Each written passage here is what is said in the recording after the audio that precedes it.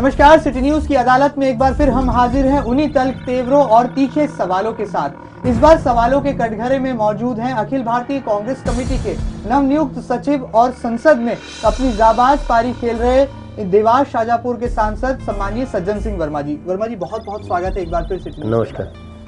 सज्जन सिंह वर्मा, प्रदेश की राजनीति में एक ऐसा नाम जो लगातार मध्य प्रदेश में अपने बढ़ते दायरे और बढ़ते नेटवर्क के चलते कांग्रेस को न केवल मजबूत कर रहा है बल्कि देश की संसद में भी लगातार मध्य प्रदेश में किस तरह से विकास हो, कैसे मध्य प्रदेश की शिवराज सरकार के खिलाफ कांग्रेस जो लगातार रणनीति बना रही है उसे एक मजबूती देने का काम कर रहे हैं। लगातार सज्जन सिंह वर्मा जी अपनी सक्रियता के चलते पिछले दिनों मंत्रिमंडल में भी उनके नाम को लेकर खासी गहमागहमी रही और आखिरकार कांग्रेस आलाकमान ने उन्हें सचिव जैसे महत्वपूर्ण पद की जिम्मेदारी सौंपी है। ऐसे में क्या कुछ रणनीति होगी, ये है वर्मा जी से पहला सवाल। वर्मा जी, किस तरह की रणनीति होगी अखिल भारतीय कांग्रेस कमेटी के सचिव बनने के बाद? देखिए, मुझे अभी गुजरात प्रदेश में गुरदास कामत जी हमारे महामंत्री, उनके साथ जी लगाया गया है और मैं सोचता हूँ कि दादर नगर हवेली दमन दीव जी बिल्कुल वाला इलाका मैं अपने पास रखूँ। जी। अभी वहाँ पे कोई चुनाव नहीं है गुजरात प्रदेश और सेंट्रल टेरिटरी में जी। लेकिन मध्य प्रदेश में चुनाव हैं। बिल्कुल बिल्कुल। मध्य प्रदेश के चुनाव नेक टू नेक इस समय हैं, तो मैं वहाँ की जवाबदारी संभालने के साथ साथ मध्य प्रदेश और खासकर मालवा अंचल में अपनी सक्रिय भूमिका और सक्रिय भागीदारी से इस बात की कोशिश करूँगा कि अपने पद की गरिमा जो अखिल भारतीय कांग्रेस का सचिव राहुल गांधी और सोनिया जी ने मुझे बनाया है जी जी। उसकी गरिमा का पालन भी हो और जो जवाबदारी कंधों पे दी है उस जवाबदारी को निभाते हुए उन कसौटियों पर खरा उतरूं। आपने गुजरात की बात कही है, गुरदास कामत साहब के साथ आप कंधे से कंधा मिलाकर कांग्रेस पार्टी को मजबूत करने निकले हैं। ऐसे में गुजरात के मुख्यमंत्री नरेंद्र मोदी जो लगातार पीएम पद को लेकर अपनी दावेदारी जता रहे हैं, भाजपा में पिछले दिनों काफी घमासान भी हुआ था। पीएम इन वेटिंग और पूर्व प्रधानमंत्री लालकृष्ण आडवाणी जी ने अपना इस्तीफा भी दिया, कांग्रेस ने कई कटाक्ष भी किए। आपकी नजरों में क्या कुछ ये भाजपा का घमासान कांग्रेस को फायदा देगा?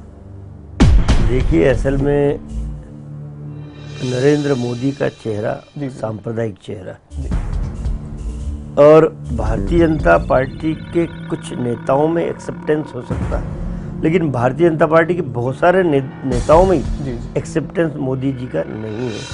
मैं सुषमा स्वराज जी का नाम ले सकता हूँ, मैं शिवराज चौहान का नाम ले सकता हूँ, मैं यशवंत सिन्हा, हमारे शत्रुघ्न सिन्हा, ऐसे कई नाम हैं जो नहीं चाहते कि नरेंद्र मोदी के आने से एक सांप्रदायिक चेहरा उनकी पार्टी के ऊपर चिपक जाए, तो ये अपने मन से पीएम इन वेटिंग बन जाते हैं भाजपा में, आदत है। और सवाल इस बात का है कि उस पार्टी की विश्वसनीयता इस समय कम हुई है।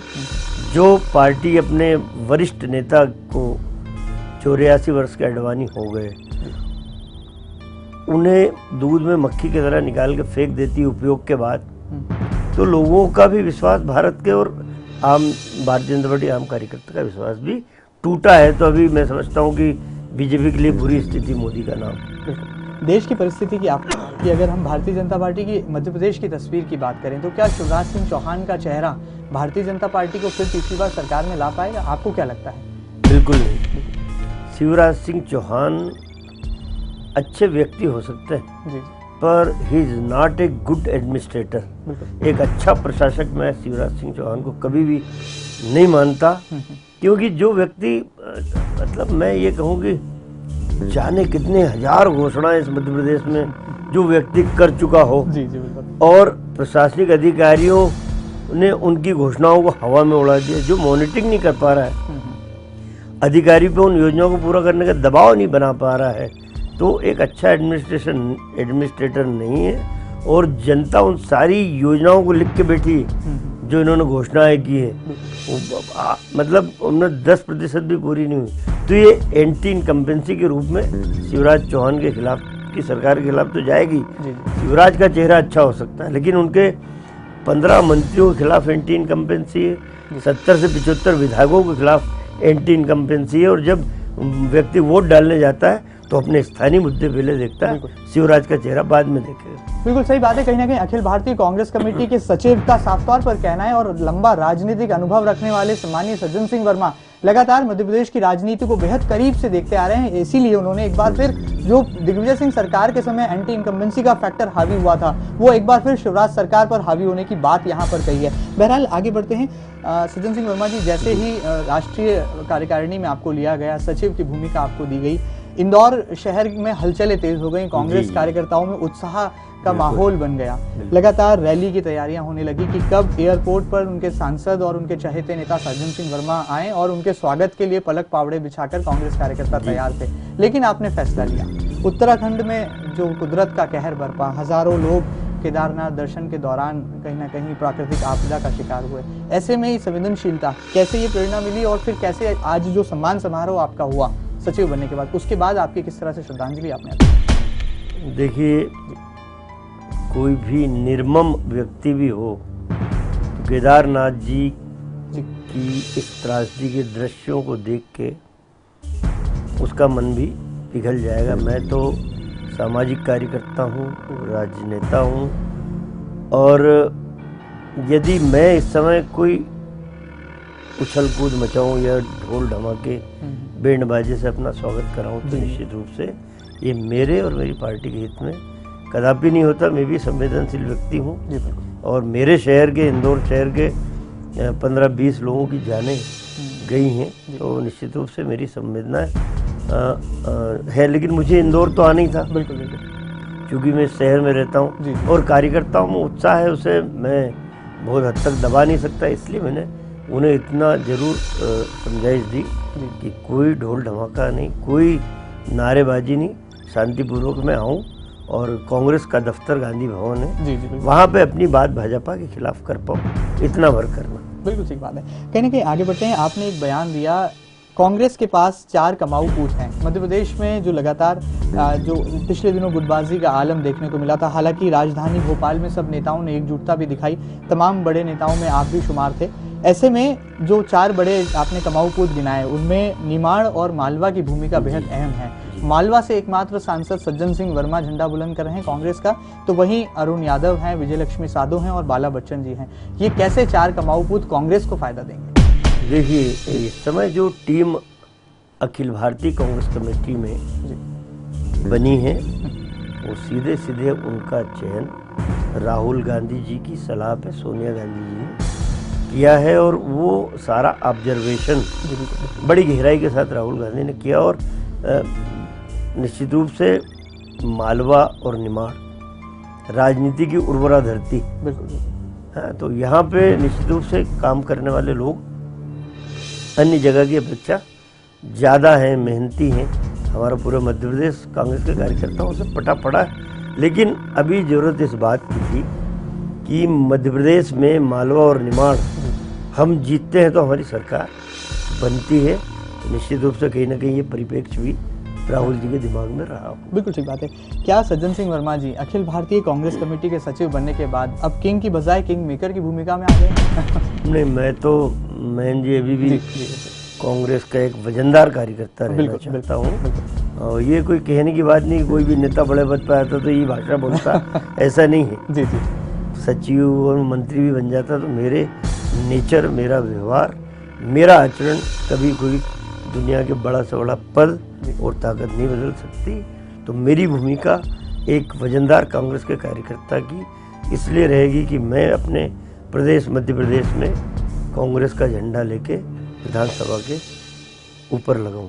बहुत बड़ी बात है, कहीं ना कहीं ये राजनीतिक बड़प्पन ही है कि लगातार बड़ी बड़ी जिम्मेदारियां उन तक मिली, सत्ता का सुख छोड़कर जब संगठन की बागडोर संभालने का मौका आया तो सांसद सज्जन सिंह वर्मा सचिव की भूमिका में खड़े नजर आए। और आज जिस तरह से वो तीखे तेवर दिखा रहे हैं, यानी कि सज्जन सिंह वर्मा, नाम जरूर सज्जन है लेकिन अंदाज राजनीति का बेहद ही कड़क है। आखिर इस पूरे कड़क अंदाज के पीछे की क्या है फॉर्मूला, सीधे उनसे जानते हैं।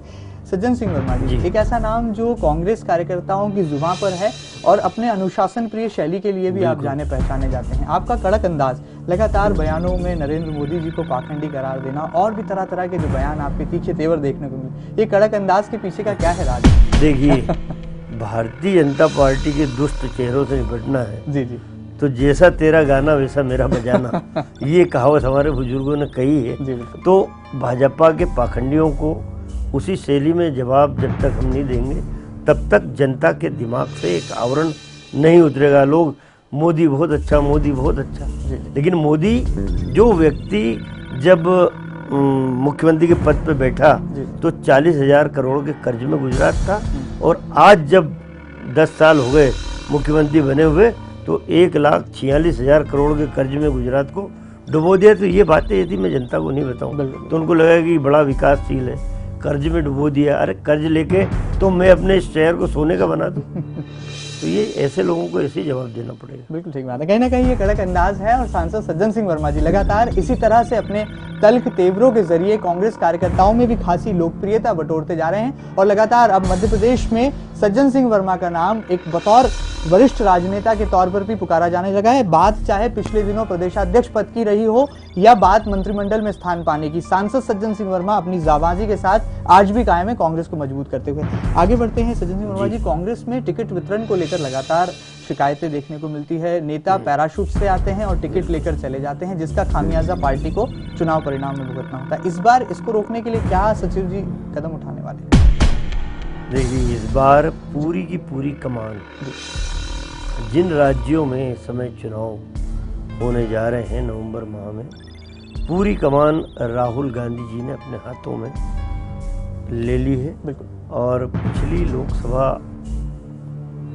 के सेशन में अभी जब हम लोगों की बैठक राहुल जी ने ली तब 5 बिंदु मैंने अपनी कहे थे, मैं भी बताना नहीं चाहता। उन 5 बिंदुओं पे ईमानदारी से काम हुआ। राहुल गांधी जी ने उस बात को एक्सेप्ट किया कि नहीं ये बिंदु सही है। तो ये तय हुआ कि जिन राज्यों में चुनाव है वहाँ पे अब नेताजी नाम के पर्यवेक्षक नहीं भेजे जाएंगे। यदि भेजे भी जाएंगे तो एक वातावरण बनाने के लिए और देखने के लिए, नहीं तो नेताजी पर्यवेक्षक के रूप में जाते हैं, हार फूल 5 स्टार होटल इंदौर है तो रुकेंगे, जिंदाबाद मुर्दाबाद, तो हाँ शक्ति प्रदर्शन। तो वो राहुल गांधी को हमने कहा कि आपके पास इतनी एजेंसी IB है, दूसरी एजेंसी और है, तो आप गुप्त रूप से अपने लोगों को भेज के, तो उन्होंने गुप्त 2 बार सर्वे मध्य प्रदेश का करा लिया और लगभग मध्य प्रदेश की विधानसभाओं के व्यक्तियों के नाम सूची उनके पास बन गई।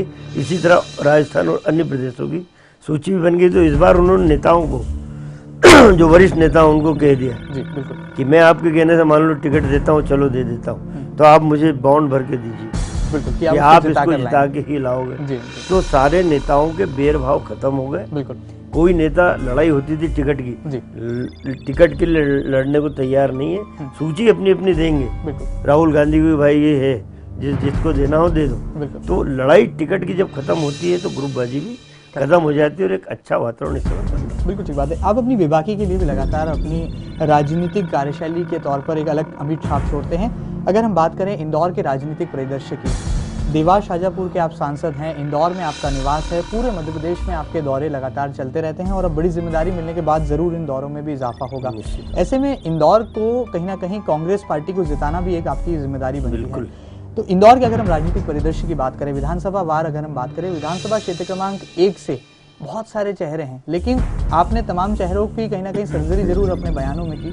क्या लगता है एक विधानसभा क्षेत्र क्रमांक 1 से वो कौन से ऐसे नाम हो सकते हैं जिनको पार्टी कहीं ना कहीं भरोसा देकर के मैदान में है? देखिए, मैं एक विधानसभा की तो बहन जी बात नहीं कर पाऊंगा, पर इतना मैं जरूर अपने मन में विश्वास रखता हूँ, अपने कार्यकर्ताओं की जाबाजी पे विश्वास रखता हूँ कि 9 सीटें हैं इंदौर जिले में। बिल्कुल। भले एक सीट धार लोकसभा में गई हो, पर उसकी जवाबदारी भी हम लोगों की। 9 में से 6 सीट कांग्रेस जीतेगी। बिल्कुल मान के चलेगी। इस बार जो कद्दावर नेता इधर उधर चले गए हैं इंदौर के आसपास, बिल्कुल, यदि वहीं से लड़ेंगे तो वो चुनाव तो नहीं जीत पाएंगे। तो हम 9 में से 6 सीट जीत के हम समझते हैं कि हम अपनी सरकार भी बना लें। आपने कहा था मंच से कि विधानसभा क्षेत्र क्रमांक 3 से सिटिंग MLA हैं अश्विन जोशी जी, वो प्रबल दावेदार हैं और वो भी इस बार टिकट के पुख्ता रूप से कहीं ना कहीं नेता कहे जा रहे हैं। सांवेर और देपालपुर में भी सिटिंग MLA हैं, इसलिए स्वाभाविक है। राहुल विधानसभा से भी आपने नाम का जिक्र किया था। ऐसे में आपसे कार्यकर्ता जानना चाहता है कि आपकी नज़रों में वो कौन से नेता हैं जो फिट बैठते हैं आज के समीकरणों में, जो वाकई में कांग्रेस पार्टी को जिताकर लाएंगे? नहीं, देखिए 4 जगह तो लगभग स्थिति स्पष्ट है। 5 विधानसभाएं और हैं और उनमें चेहरे सारे लोग पहचानते हैं। बिल्कुल बिल्कुल। कि कौन वजनदारी से जीत सकता है, कौन ईमानदार कांग्रेस का सपोर्टर है, वो चेहरे लगभग चिन्हित हैं। 2 नंबर है, 4 नंबर है, 5 नंबर है और 6 नंबर है। जी बिल्कुल। और महू जी। तो यहाँ पे लगभग पहचान हो गई है जी। और मैं समझता हूँ कि इतनी जल्दी नाम डिस्क्लोज करना ठीक नहीं है। हम लोग भी उन लोगों की रिकमेंड करने की तैयारी कर रहे हैं जो साधन सुविधा भी जुटा पाए, बिल्कुल बिल्कुल, जो ईमानदार भी हो, जिन्होंने कांग्रेस से कभी गद्दारी ना की हो और जिनके पास कार्यकर्ताओं की एक समर्पित टीम हो। बिल्कुल ठीक बात है। विपक्षियों की अगर हम बात करें तो आपने अपने बयान के दरमियान कहा था दुपट्टे वाले नेताओं से आपको ऐतराज है। ये कौन दुपट्टे वाले नेता हैं और जनता जानना चाहती है कि इन दुपट्टे वालों को क्या है कसूर? इंदौर और मध्य प्रदेश के लोग जानते हैं सज्जन वर्मा पेंट शर्ट पहन के घूमता है। जी बिल्कुल। अब तुम तो सिर्फ अपनी पहचान की मुझे लोग पहचान जाए दुपट्टे वाले कौन नेताजी हैं। जी जी बिल्कुल। सज्जन वर्मा तो पेंट शर्ट में भी जाया जाता है, प्रदेश की जनता पहचान जाती है। बिल्कुल। और अब लाल दुपट्टा एक मर्यादा, ये चीज़ें सब साधु संतों के लिए है। साधु संतों को गेरुआ वस्त्र पहन के पूजा पाठ और समाज के मार्गदर्शन में लगना चाहिए। हम ही वो ये तिरंगा डाल के घूम लो भाई, तिरंगा में पंजा मत लगा। बिल्कुल। तिरंगा तो हमारे देश का सिंबल है। जी बिल्कुल। हमारा गर्व है तिरंगा। बिल्कुल। वो डाल के अब तुम गेरुआ पाखंड धर्म का आडंबर, इसलिए आज का भाषण नहीं मेरा धर्म पे आधारित। बिल्कुल ठीक बात है। क्या लगता है पिछले दिनों जो कांग्रेस लगातार टारगेट कैलाश विजयवर्गीय किया था, प्रेस कॉन्फ्रेंसेस हुई थी, पुराने भ्रष्टाचार के आरोप याद दिलाए गए थे, क्या कांग्रेस इसको चुनावी मुद्दा बनाने जा रही है? चुनावी मुद्दा तो है। देखिए हमारी पार्टी ने तय किया है कि एक आरोप पत्र समिति हम बना रहे हैं। एक घोषणा पत्र समिति है, एक आरोप पत्र। जो आरोप पत्र प्रदेश लेवल के अलग होंगे, स्थानीय जिला लेवल के अलग होंगे।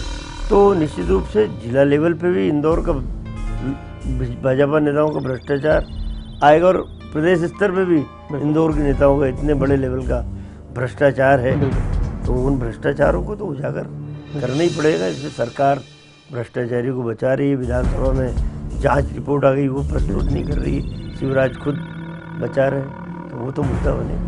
लगातार कांग्रेस पर गुटबाजी के आरोप लगते हैं, लेकिन भारतीय जनता पार्टी में भी 2 खेमे, ताई और भाई, लगातार घमासान के चलते सुर्खियों में रहते हैं, समाचार पत्रों की सुर्खियां बनते हैं। अब पिछले दिनों खबर आई और कई बार भाई ने खुद ये स्वीकारा कि अब ताई और भाई जैसे जो 2 गुट थे वो एक विलय हो चुका है और अब ताई और भाई साथ साथ मिशन 2013 में नजर आएंगे। आपको लगता है क्या वाकई में ऐसा कुछ है? बोया पेड़ बबूल का आम कहाँ से होगा, ये सब पुरानी कहावत हमारे बुजुर्गों ने बनाई जी। ताई पिछली बार 11,000 वोट से जीती है मात्र लोकसभा में चुनाव, और उनके मन में पीड़ा तो है इस बात की, ताई के मन में, कि भाई लोगों की भाईगिरी से 11,000 पे आ गई। तो उस पीड़ा को, उस कांटे को निकालना बड़ा मुश्किल है। शब्दों का जाल की ताई भाई एक हो गए। जनता समझ रही है कि कहीं एकता नहीं है और दूरियां बढ़ी। बिल्कुल ठीक। आगे बढ़ते हैं। इंदौर लोकसभा क्षेत्र की अगर हम बात करें, देवास शाजापुर में ज़रूर आप विकास की कई योजनाएं लेकर आए, मनरेगा के तहत कई करोड़ के काम ज़रूर देवास शाजापुर संसदीय क्षेत्र में हुए। इंदौर की बात करें, देवी अहिल्या की नगरी है, 7 बार से भारतीय जनता पार्टी की सांसद हैं सुमित्रा महाजन, कितनी सफल रही हैं और क्या आने वाले दिनों में यानी कि मिशन 2014 में सांसद सज्जन सिंह वर्मा जी इंदौर को लेकर के भी इतना ही पुख्ता नजरिया रखने वाले? देखिए इंदौर जन्मभूमि भी है, कर्मभूमि भी है। यहाँ मैं यूनिवर्सिटी प्रेसिडेंट रहा 1977 में, जी जी बिल्कुल। 1983 में पार्षद रहा। अब मेरे परिवार के अभय वर्मा नगर निगम में नेता प्रतिपक्ष हैं। जी जी। तो मेरा कर्तव्य निश्चित रूप से इस धरती के साथ बंधा हुआ है। मेरा क्षेत्र का कर्तव्य भी है। इंदौर के लिए ये 2 फ्लाईओवर सबसे पहले बने, जी जी, माणिक बाग और यूनियन इंदौर। बिल्कुल। ये हम जब मंत्री थे उस समय इन योजनाओं को स्वीकृति की ओर ले जाके पायदान पर खड़ा किया, पर भाजपा ने उद्घाटन में हम लोगों को नहीं बुलाया, कोई दिक्कत नहीं। जी जी। 28 करोड़ रुपया मैंने, कमलनाथ जी आए थे दिल्ली कॉलेज के प्रोग्राम में, उस समय फ्लाईओवर MIG चौराहा से नेहरू स्टेडियम तक बिल्कुल हाँ बने जी, ताकि ये जो डाइवर्ट हो जाए जो ट्रैफिक AB रोड, बिल्कुल बिल्कुल नेशनल हाईवे नंबर 3 है, ये बड़ा हेवी ट्रैफिक। लेकिन भाजपाइयों ने इसका विरोध किया।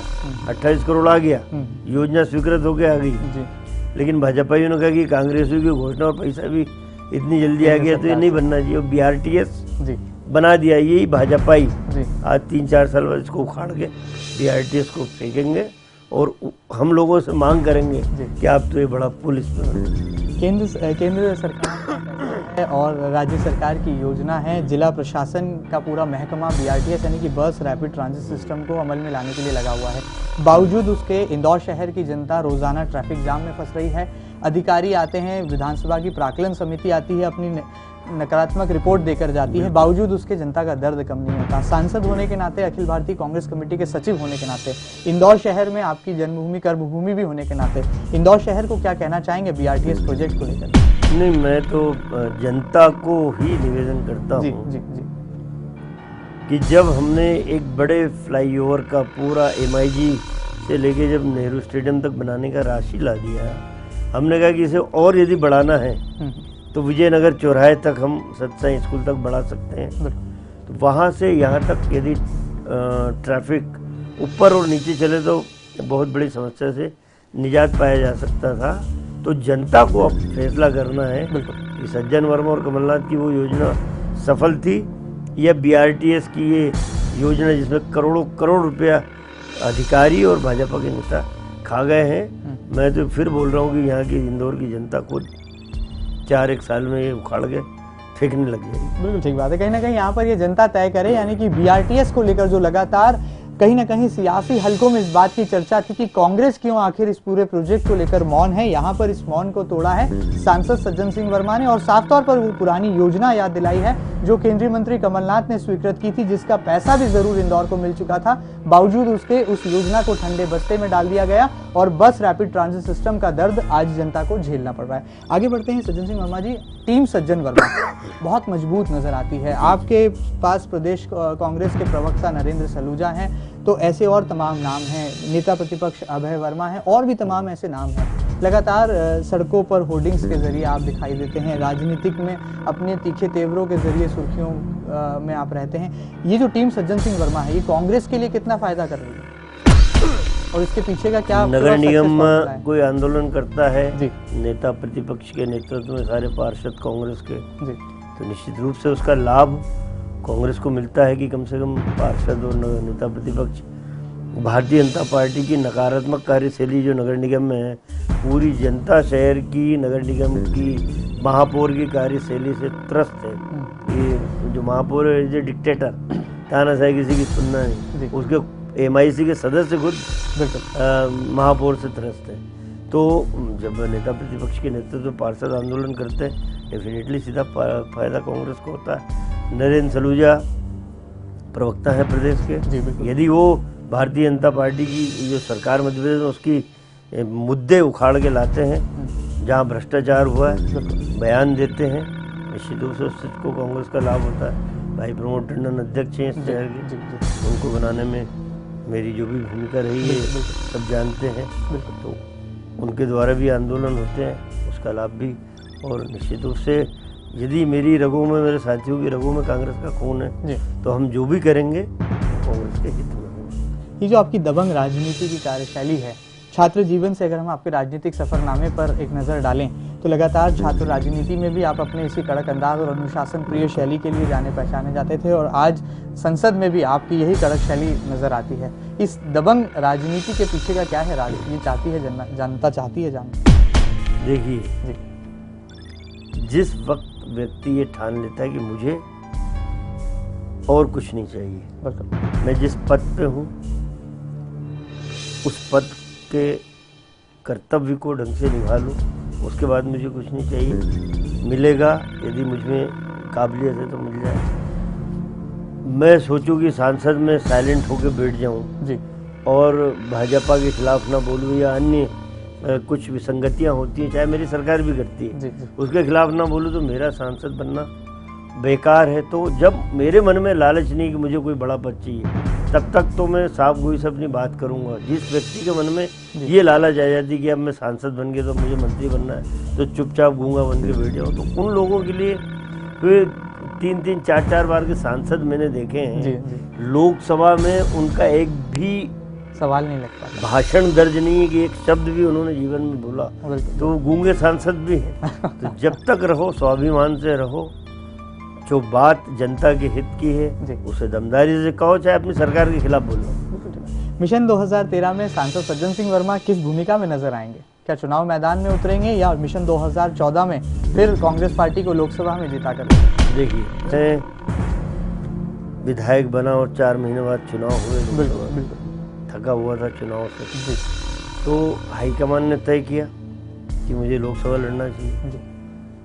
हाईकमान को मना करने की ताकत और औकात किसी कांग्रेस नेता के पास मतलब उससे ज़्यादा औकात बिल्कुल। तो ये भूमिका मेरी क्या होगी? आज सचिव हूँ, कल भारतीय कांग्रेस कमेटी का बनाया गया, ये भूमिका हाईकमान ने तय की। आने वाले मिशन 2013 के समय मेरी क्या भूमिका होगी, 2014 में क्या भूमिका होगी, हाईकमान तय करें। एक सवाल और यहाँ पर सीधे जनता की तरफ से आता है।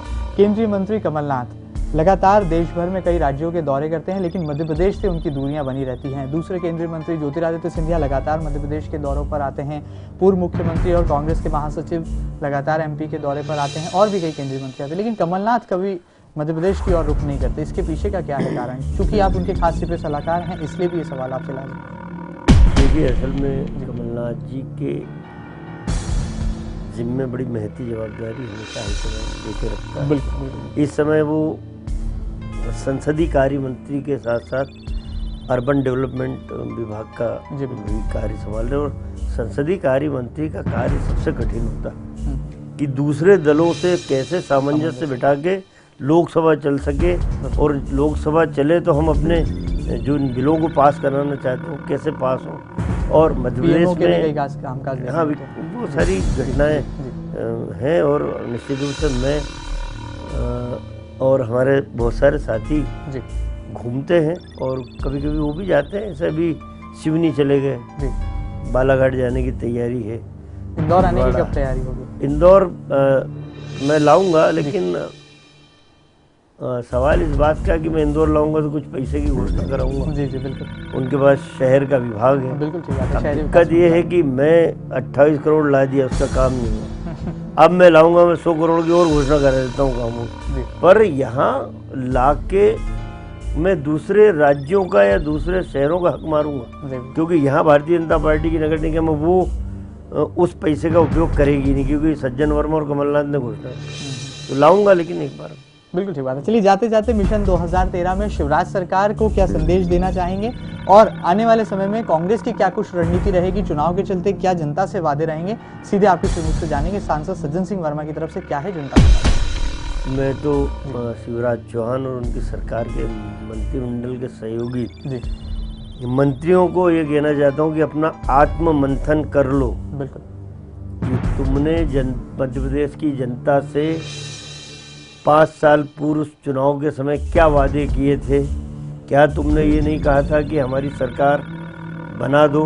गांव के किसानों को आपने झूठा वादा किया था, सरकार बना दो, हम हर किसान का 50,000 का कर्जा माफ़ करेंगे। क्या तुमने किया? आपने कहा कि हम 3 महीने में जितनी बिजली उतने दाम का नियम लागू कर देंगे। क्या ये नियम लागू हुआ? बड़े बड़े बिल आ रहे हैं। 1,80,000 किसान जेल में डाल दिया गया, और 8 लाख किसान पे केस चल रहा है। आपने कहा 24 घंटे बिजली देंगे, क्या हो पाया? आपकी अटल ज्योति योजना फेल हो रही है। आपने कहा 24 घंटे अटल ज्योति योजना के जरिए हम बिजली देंगे। आपको जब मुख्यमंत्री उद्घाटन करने जाता है तो जनरेटर से कार्यक्रम होता है। कई नौजवानों के हाथ को काम देने की बात की, क्या पूरा कर पाए? कई इन्वेस्टर मीट आपने पूरे प्रदेश में 4 तो इंदौर में कर डाली, खजुराहो, भोपाल, ग्वालियर, जिन्हें कहा आपने इन्वेस्टर मीट की। कितने उद्योग इंदौर में आप लगा पाए? तो ये बहुत सारे ज्वलंत प्रश्न हैं जो भारतीय जनता पार्टी की सरकार के लिए मैं छोड़ता हूँ कि आत्ममंथन कर लो, कहाँ खड़े हो। लाडली लक्ष्मी योजना और कन्यादान योजना से सरकारें नहीं बना करती। बिल्कुल ठीक बात है। कहीं ना कहीं ये सज्जन सिंह वर्मा जी का कड़क अंदाज है जो सीधे तौर पर विपक्षी दल को भी चेताता है और जनता को वो संदेश देता है कि मिशन 2013 के लिए कांग्रेस किस तरह से अपनी कमर कसकर है तैयार और लगातार मिशन 2013 और आने वाले मिशन 2014 में सांसद सज्जन सिंह वर्मा यानी कि अखिल भारतीय कांग्रेस कमेटी के सचिव अपनी सशक्त भूमिका में रहने वाले हैं। बहुत बहुत शुक्रिया, बहुत बहुत धन्यवाद सांसद सज्जन सिंह वर्मा जी, आप सिटी न्यूज की अदालत में हाजिर हुए। तो ये थे अपने तल्ख तेवरों के साथ सांसद सज्जन सिंह वर्मा जिन्होंने साफगोही से तमाम सवालों के जवाब सीधे जनता को दिए हैं। सिटी न्यूज की अदालत में फिलहाल इतना ही। अगली बार फिर मुलाकात होगी एक और जानी मानी शख्सियत के साथ। ताजा तरीन खबरों के लिए आप लगातार देखते रहिए सिटी न्यूज। धन्यवाद, नमस्कार।